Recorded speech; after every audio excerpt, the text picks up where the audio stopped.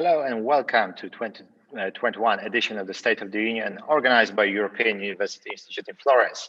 My name is Leszek Jazdzewski and I am a policy fellow at the School of Transnational Governance and the editor-in-chief of Liberté. And I am delighted to introduce the panel. Please unmute yourself, how to amplify European voices.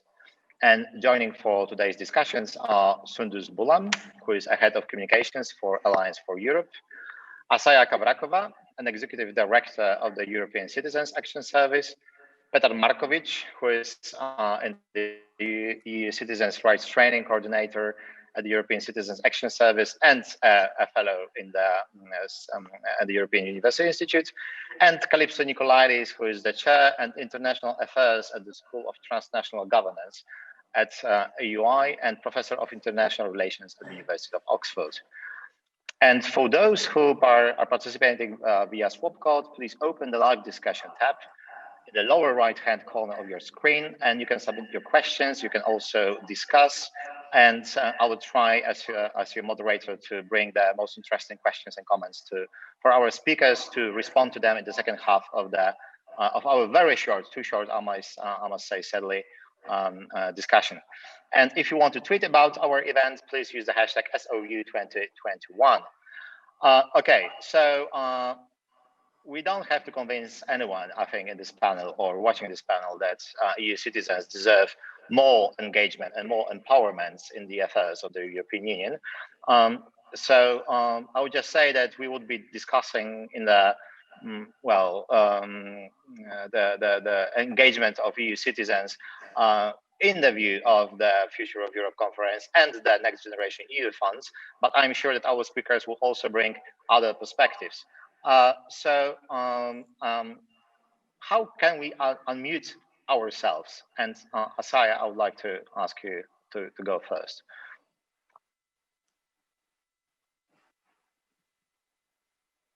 Assya, please go. Unmute yourself. Here we go. One of the main incentives to unmute myself or ourselves basically is to make sure that we are heard. And this is why I firmly believe that in order the citizens to be incentivized to do that, they need to know that they can benefit from their own channel of channeling their opinions and so-called wisdom of the crowd to the policy making, which means structured, permanent, tailor-made, citizen-centric mechanism for hearing and listening to citizens throughout the policy cycle at EU level. Why is this necessary? Because we know that just giving mandate to representatives every 4 or 5 years is not sufficient anymore. In the digital age, we are much more informed, for better or for worse. And here I'm not referring to the quality of our information, but we think we know more and we want to participate and to shape our policies on a daily basis, not only every 4 or 5 years. So therefore, here we are calling not for replacing our representative democracy, but for strengthening it and complementing it with additional channels for direct citizens' participation. At EU level, my second point, we have at present 2 ways to do that, through the European Citizens Initiatives and through the consultations of the Commission. European Citizens Initiative is a great instrument, unique, transnational one of a kind, but it's an agenda-setting instrument.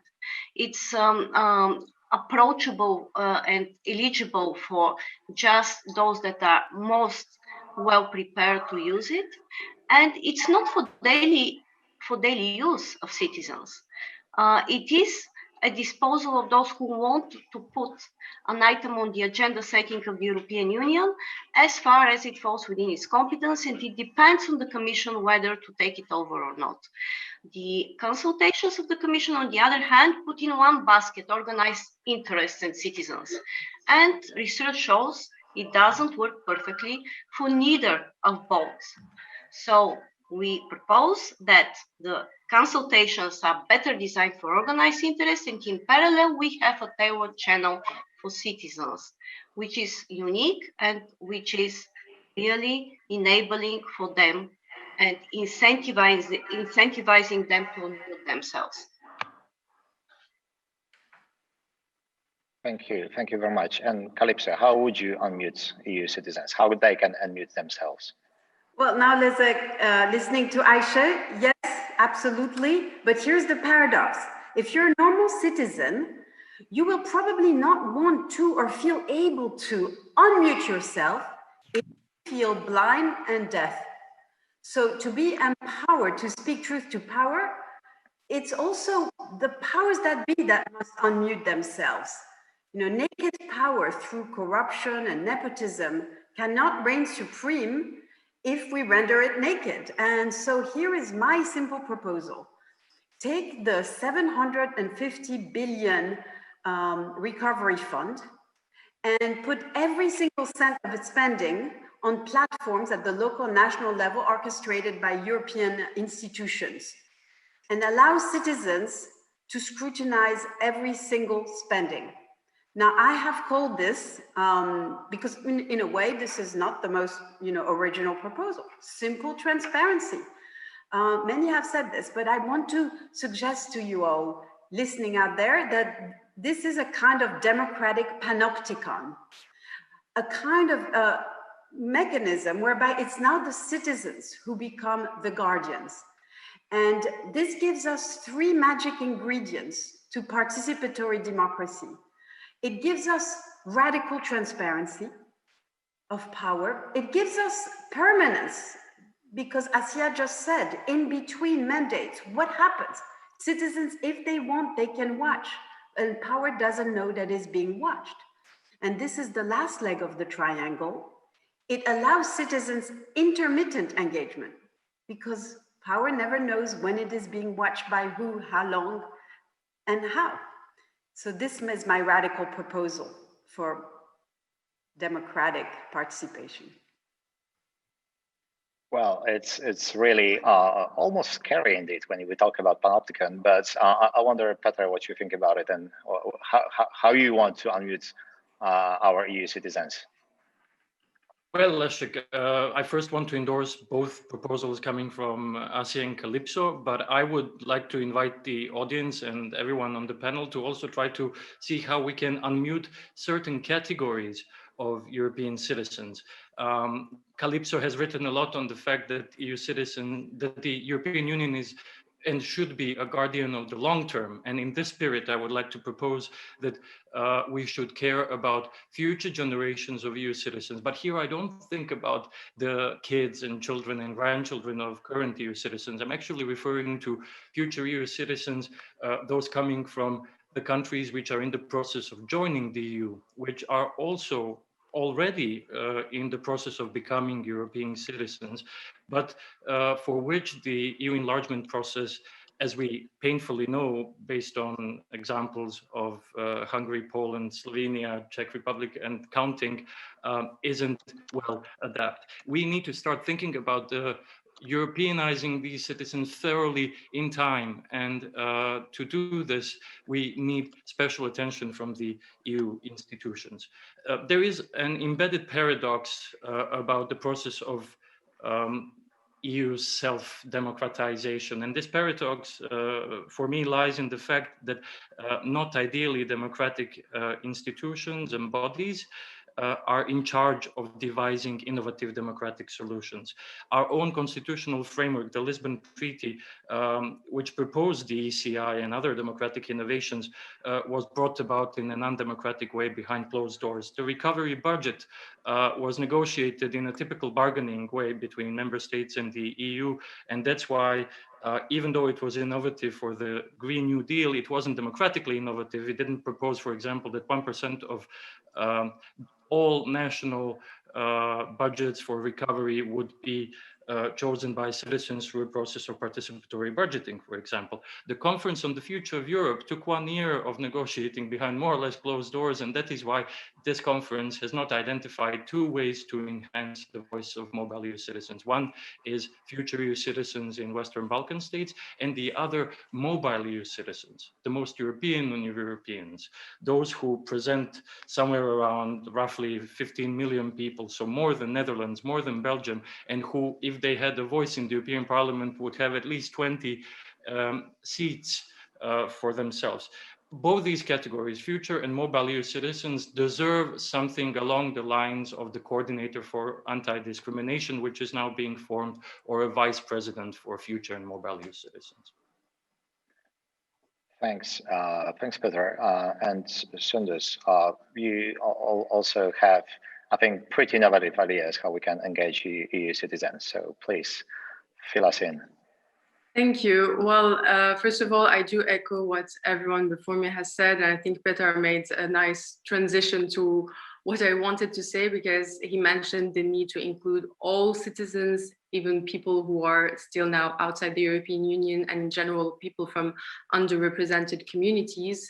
What I want to first talk about is that the solution, one of these solutions, in my opinion, is to provide a practical, actual platform or tool or many tools for people to be able to express themselves. I mean, what better way to rebuild the trust between citizens and the EU than to actually provide these citizens tools for them to be able to share their feelings towards the EU, but also express their voices. And here I'm talking about two different things that are actually quite interconnected. So digital storytelling on one hand, and then digital civic tech on the other hand. And civic tech is pretty much what the European institutions are doing right now with this digital platform that they launched for the Conference on the Future of Europe, which is a great initiative, yes, but digital tools need to ensure that they have an inclusive approach. So making sure that they are accessible to as many citizens as possible, meaning taking into consideration that people have different accesses to these tools, and that yes, okay, the platform in this case that the EU has launched is multilingual, but is it really accessible to people in different parts of Europe? Does it really take into consideration that people are from different ethnic backgrounds, different religions, faiths, have different sexual orientations, and so on? And so to stay on the solutions-oriented approach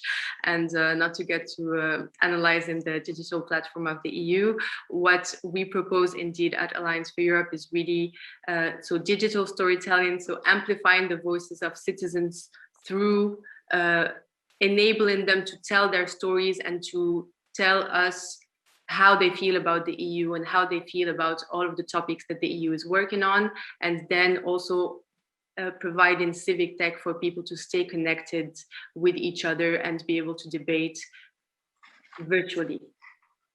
But I suppose we'll get more into this in a bit. Right, absolutely. Thank you, Soundous. I would like to come back to Assya with the question: how to strike a right balance between representation and inclusiveness? Because self-selection can be pretty exclusive. I agree. Just I want to second what has been said, because I think the recovery plan is quite a good example nowadays. I mean, first, it's obvious that it has been adopted to the extent that it has been adopted by the national and the member states without a broad consultation. I mean, this is at least what the European networks have basically found out. Now we know that at least the other day, 14 of those plans have been submitted to the Commission, but I just want to back up this point of transparency, because, for example, one of the requirements of the Commission is that at least 20% of this recovery plan budget needs to go in order to ensure the digital transformation and the access to digital tool and digitalization. And this is very important because, of course, we see the potential of ICT in order to advance our democracy and to go more towards digital democracy. But this makes sense only if we can ensure equal access. And from that perspective, I think this requirement of 20% spending for the purposes of ensuring this digital transition is very important. And here we need the watchdog eyes of the civil society in order to make sure that this happens at national level. So this is first. Second, I am very much for civic tech. and digital democracy. This is what we are preaching at ICAS. We basically think that this parallel channel to consultations has to be a crowdsourcing channel for soliciting the wisdom of the crowd on the policy cycle of the Commission.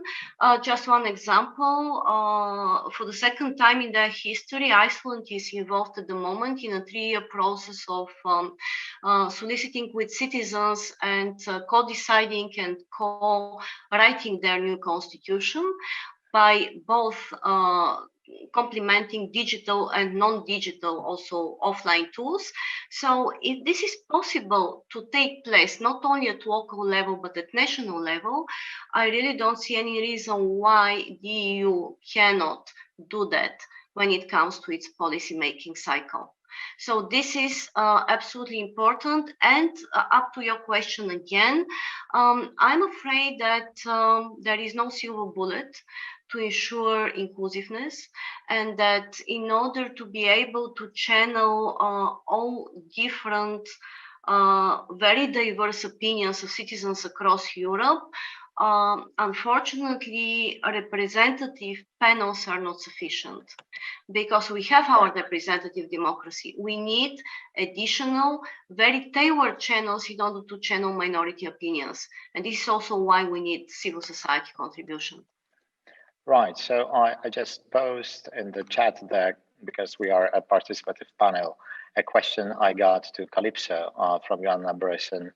I'm worried that Kalypso system would result in no one's noticing anything because of bystander effects. Transparency isn't having access to all information, it is having a clear explanation available. So maybe her system is necessary, but it certainly isn't sufficient. Kalypso, would you like to respond to that? I mean, absolutely, I could not agree more. And in fact, this is what Assya was just saying now. There is no single bullet to participatory democracy. So we are talking about a prerequisite in order to be able to do the kind of thing Petar was talking about, participatory budgeting, scaling up these innovative ideas that were developed usually for cities, you know, for countries and for the EU in a kind of a networked manner. Indeed, you need, first of all, to have information, but of course presented in all sorts of accessible way, but not dumbing down, because Assya said a very important word, the wisdom of the crowd. Wisdom is distributed. People put their intelligence together. Some know more something else is analyzed by somebody else.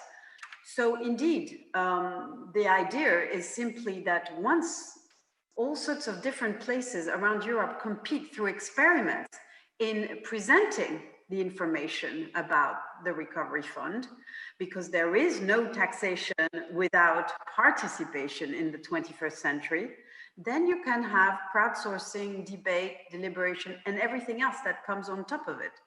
But this is a prerequisite. And of course, not everybody will watch all the time in the right way. But that's the effervescence and the uncertainty of democracy itself.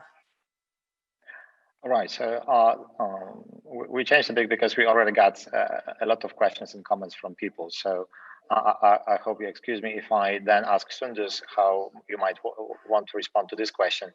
Thank you for an interesting discussion. I'm a PhD student from Waseda University in Tokyo, researching EU regulatory power. My concern is that a significant amount of people simply is not fully aware of what exactly the EU does for them.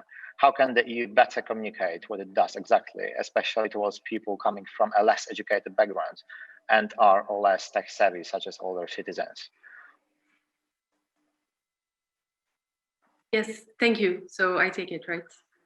Perfect. Thank you for your question, and hello there. It's great that you're watching us all the way from Tokyo, so it's good to have you here. I'd like to actually touch upon the latest point that Assya made when she said that indeed civic tech is not enough, because I think it very much relates to the question you just asked.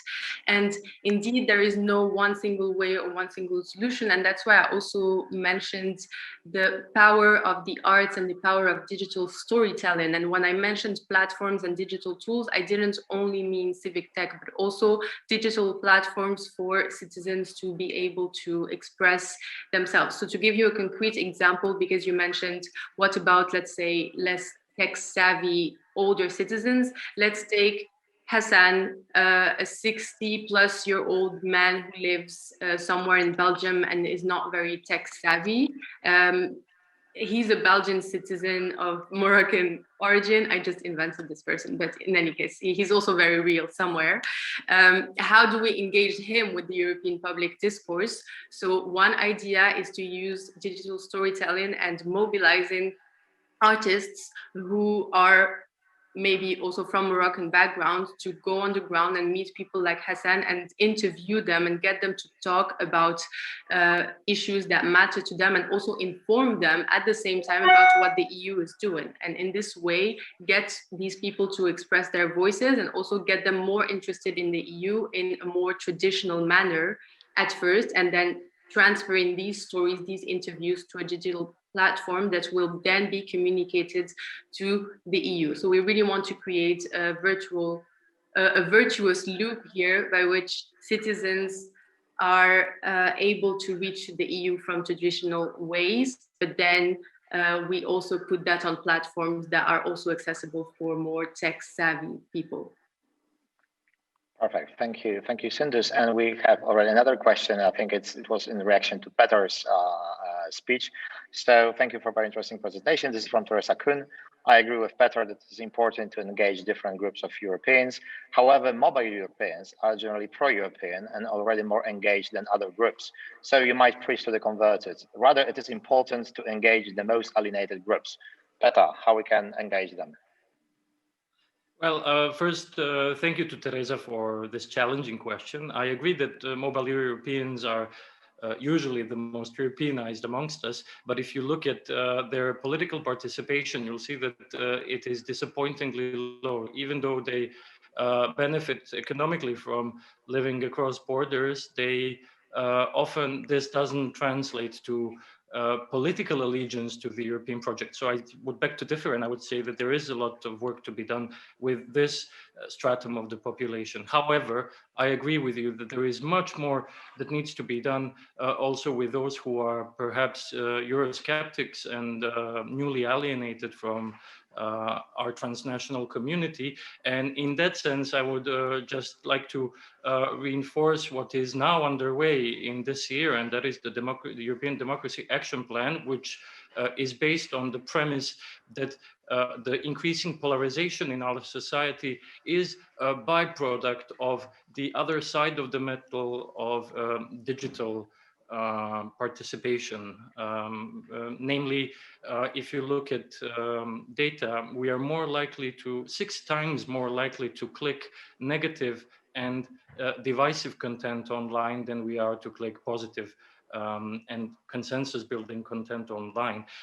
In this sense, digital tools can spread or sow divisions, and that's why media literacy, online and offline, especially perhaps headed to alienated populations, would prevent this from spreading further. All right, we have another question from Julia Huntemann from European Parliament. I think maybe Assya would like to answer this. So could you name democratic countries who are doing citizen participation well? Is there somewhere we can look in the search for the best practices? I will respond to this question. First, I just want a bit to question this narrative that mobile Europeans are the most European and are better off than all the others, because it's very much dealing in providing legal advice to mobile Europeans, about 25 to 28,000 annually. And I can tell you that many of them are in a very, very dire situation, basically, that they're in a very precarious position. I mean, those which are like us, I understand what you're referring to, but there are people also which are low-skilled workers, which are very much exploited and which are very much in limbo in terms of their social security and also have insurance rights. So there are mobile Europeans which are in a position which we wouldn't envy, and that really, really need improvement of our EU legislation with regard to mobility in Europe. So this is just one comment. I can speak about that for hours, but apparently that's not the forum. And now just to respond to the other question, I've already mentioned Iceland as a very good example. And I'm also going to mention Latvia, because in Latvia, there is this platform, Manabals, and this is a platform where about 80% of the Latvian population is participating through giving input in the legislative process of Latvia. It's a very, very successful platform. There are also many other examples. We've done some years ago a study of about 28 examples worldwide of crowdsourcing legislation, successful ones. Just one comment, however, because all of those so-called political innovation processes are more or less new, there is one very serious shortcoming that now we are working to overcome, which is the lack of universally applicable assessment framework in order to understand what works well, under what circumstances, what are the success factors, and so forth and so forth, in order to ensure a learning curve from all of those examples. We are working on that with academics just at the moment, and we do believe that in a couple of months we will have something really solid which we can use as an orientation for building a learning curve from those examples. Right, thank you. We got two more comments which I might mention, but so one is from Jarosław Gwizdak, who is next fellow in the policy fellow here in Florence. So congratulations, Jarosław, from my homeland, Poland. I can see a paradox: importance of digital democracy versus power of people in the streets. I'm referring to Polish crowd supporting calls and judges rule of law, European values, and contrary to populist narrative. It is also a way of expressing the crowd wisdom. It is comment rather, but if anyone can answer. Kalypso, would you like to address the power of people on the streets versus the power of digital crowds? The paradox of the COVID era is that in a way, people were not allowed to protest in the good old way, but we saw very powerful people in the streets, socially distanced or clapping together. And so in effect, in a way, COVID enlarged the space of our political imagination and what togetherness and being a crowd that is being crowdsourced actually means. The question is whether people see themselves see themselves as empowered, as being the authors of their common destiny. And it starts in the mind. So this is why protest is so important. And it is also important in a different way. Of course, and it can take many forms, and it can go all the way to civil disobedience. It's a relationship to power. But I also wanted to relate it in some ways to what Soundous said, because her story, what she started us with, storytelling, it seems very far from, ECIs or whatever. But all of these are stories we tell themselves about who we are and what we're doing together. And we tell it to each other. So this story about democratic participation is not just a vertical story. We relate to power. We want to watch what they're doing. But it's also about talking together. And communicating with each other. That's why the platform that the Commission has done for the conference on the future of Europe is interesting, because it allows some of this horizontal dialogue, although, according to many of us, not kind of well enough. But Leszek, if you give me another 30 seconds, and because Soundous did speak about power of art, I cannot resist but mention here, for all of you who are listening from Florence, from here, that indeed, with our wonderful students at EUI, at the STG, and more broadly at EUI, we've been experimenting in putting together a play which actually tries to merge audience engagement and citizens engagement. And that play will be in person as well as live stream on Saturday night. And it is in a play about Europe in the world, but also about how we can own these debates as citizens. So do come and register. Be there or be square. I'm totally gonna go there. And Soundous, I think it's actually a good moment to turn to you. And I'm wondering whether this narrative tools that you talked about and the ways of engaging citizens, should it be only digital or not necessarily only digital? And also, what would be your story what would be your personal story for the European Union? You mean mine as a person, or the tool that I would like to talk about? Well, so I'm curious. What would be? How would you tell your personal story of the European Union, if you were to tell one? Oh, wow. You had one. To be honest, I think I would rather be behind the camera, like figuratively speaking, and more amplify the stories of people from underrepresented communities like myself, because I think that what Kalypso just mentioned about, I think a play sounds really cool, by the way. I haven't been to a play in ages, but so thanks for telling us about that. So the power of the arts and of stories, indeed, I think that I could tell my story as a Moroccan in the EU that's pro-EU and all that, but I think that what would be really powerful is so at the moment with the project that we're working on that as Alliance for Europe, which is called Humans in the EU, we're in talks with a Syrian filmmaker that would like to do stories about Muslims in Hungary, where he's based, but also across Europe.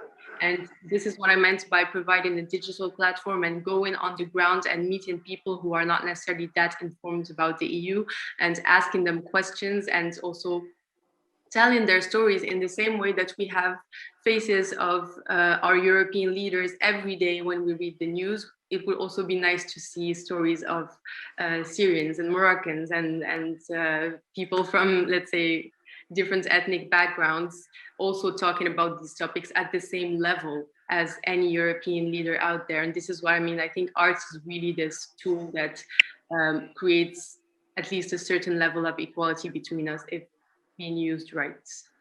So I didn't answer the question directly because I don't necessarily want the spotlight to be put on my story, but I think that, yes, being from an underrepresented community, it's just important for me that whichever tools are out there are representative of us. Yes, being absolutely. Fully fledged people here. But Leszek, can I just say that just listening to Soundous, you know, you kind of hear a story in the interstices. I mean, our stories are mysterious and they're sometimes half told or in between lines, and that's beautiful too. So I do think, Soundous, I hear a beautiful story from your story. Yeah, so that would be since we have little time. I would like if you want to answer this question, because I think all of you would have a story to tell. I just wanted to tell you that we will have 5 minutes extra since we are the last ones. So you have like 2 minutes to close with your story. And maybe I'll ask Petar, because Petar also had additional question about the data that mobile Europeans are less politically engaged, because it's completely not my experience as Joanna Bryson, but Petar perhaps could answer that and tell your story. Perhaps the story of, it should also include people outside EU. If you talk about the future of Europe, why not talk about the, well, whole Europe, not just the European Union. Petar. Yeah, thank you, Leszek, and thank you, Joanna, for your question. Indeed, this data is not easily available, but I think that us tonight in this panel here are very competent to provide the data. For example, I would suggest you go to the synthesis report of the Fair EU project, a project which was actually collaboratively done by people in this panel in one way or another. Assya is the executive director of ECAS, and the other project partner was Global Sit, a department at the EUI in Florence. So the world is indeed small. So Fair EU project synthesis report, and also you can go to the page of ECAS and find other projects which come up with the same finding of EU citizenship feeling that we sometimes have as mobile EU citizens, not necessarily translating into political action or electoral active citizenship. But to go back to Leszek's invitation to give our own story, yes, we've spoken more about mobile EU citizens in particular, but I would like to just remind everyone that this imaginary coordinator in the Commission, be it the Vice President or someone who would cross-cuttingly connect different parts of EU institutions in order to streamline action, which will give the voice to future EU citizens and mobile EU citizens. So let's also try to make the EU people in the Western Balkans, whose countries in the next decade will become new member states, feel at home as well. I like to say that European accession for Western Balkan countries is like you choosing to lose weight, go on a diet and take a personal trainer. The EU is this personal trainer. It is a tacit agreement between you and the personal trainer that you are going to go through a process which is not necessarily pleasant, which makes you sweaty and sometimes regret your choice, but in the end, a better version of you will come out. So my personal story as someone who is with one foot in the European Union and with the other, or my roots in the Western Balkans, is to just encourage everyone, but especially future EU citizens, to become a better version of ourselves, and this means being more democratic and open to different voices. Just to add one sentence, it's very important to sustain the weight after you lose it and become a member of the European Union. I think we are still struggling with EU leverage in this respect. I have a very moving, guys, emotional, personal story of my mobility, but we don't have the time. So we need another panel in order to share those stories. But I can say one thing. Research shows that to every choice of a mobile EU citizen, there is an emotional story that plays a very big role. Mm-hmm. Yeah, it's quite agreed. Kalypso, would you like to finish with your story for the EU? It's more my story of ambivalence when we speak about Europe in the world and relate it to our conversation on democratic innovation. Because after all, this is the State of the Union. It's about Europe in the world this year, and a changing world, but a world which is actually more and more threatening to democracy. And are we being naive? Are we being idealistic? I think we want to be both more ambitious and more humble. More ambitious because indeed, Europe can act as an example, as a probably at least an experiment where some things are done right, some things are done wrong, but where indeed we may be at the forefront of experimenting with how you do democracy in a digital world. And so we need to have the ambition of democratic attraction. But at the same time, I think we need to be very humble in that discourse. You know, to go back to Petar's metaphor, we may be, you know, a bit the trainer on our periphery, but sometimes we're a very tough one.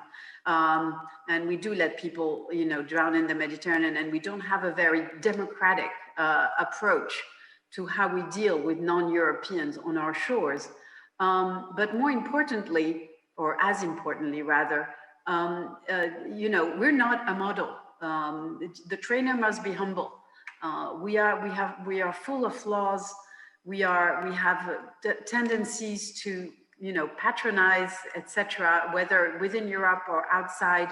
So let's try to be both democratically attractive, but also democratically humble as we go on this very challenging journey vis-a-vis the rest of the world, which is tougher and tougher and more power-oriented. Thank you. Well, I would say that citizens who once unmute themselves would never want to be silent again. And I think that this is, instead of concluding our panel, that's what I would like to say. It only proves that fringe events are actually the best part of the State of the Union, and it was worth waiting for the last discussion. I would like everyone who are watching us to big thank you to you, and big thanks to our panelists who were with us despite this, despite the late hour. Kalypso, Nicolaidis, Petar, Markovic, Assya, Kavrakova, and Soundous, Boualam. Big thank you to you. Do stay tuned for the State of the Union tomorrow and watch the play on Saturday. Thank you. Good luck and good night. Bye. Thank you. Thank you very much. Good night.